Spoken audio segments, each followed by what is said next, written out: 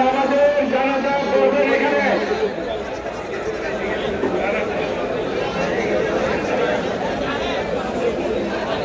যারা নামাজের জানাজা পড়বেন তারা পিছনে চলে যান, এটাই নিয়ম। এখানে কোনো নামাজ হবে না।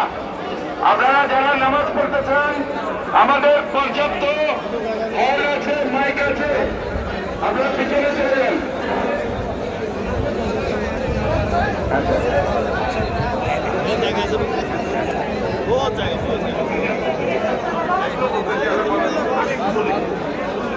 আমরা যারা এখানে জানাজা নামাজ করতে আসছি, আমরা বিশ্বের দোয়া করতে আসছি, সরকারের নতুন আশ্রয় আসছি।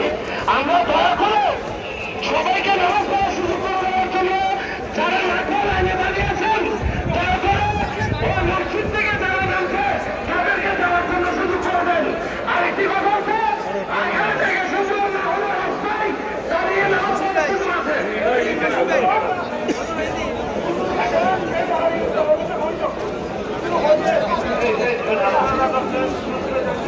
একটু পরে এখানে পূর্বে আমি এখন এখানে আমাদের বিভিন্ন রাজনৈতিক দলের নেতাবৃন্দরা আছেন। আমাদের নেতা আমির হোসেন মোহাম্মদ চৌধুরী সাহেব, আমাদের নেতা গোলাম আকবর খন্দকার, জামাতের আমির জনাব শাহজাহান চৌধুরী, বিশেষ করে আমাদের প্রিয় নেতাকে এখন গাড়ি ভাড়া দিবে চট্টগ্রামে মাননীয় জেলা প্রশাসক মহোদয় ওই অধিকার আসবেন।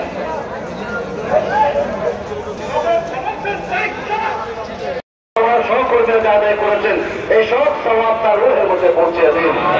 সাল্লাল্লাহু তাআলা ওয়া সাল্লাম আলা নবিয়িল আমিন। আল্লাহ শেষ কথা, আল্লাহ পাক কিছুক্ষণ আল্লাহ যখন আসরের পরে জানাজা হবে, আল্লাহ জানে জানাজার পরে দাফন করা হবে, দাফনের মধ্যে কষ্ট হবে। তোমার রবকে, তোমার দিন কি, সর্বশেষ তোমার নবীকে সামনে জিজ্ঞেস করবেন, মা কোনটা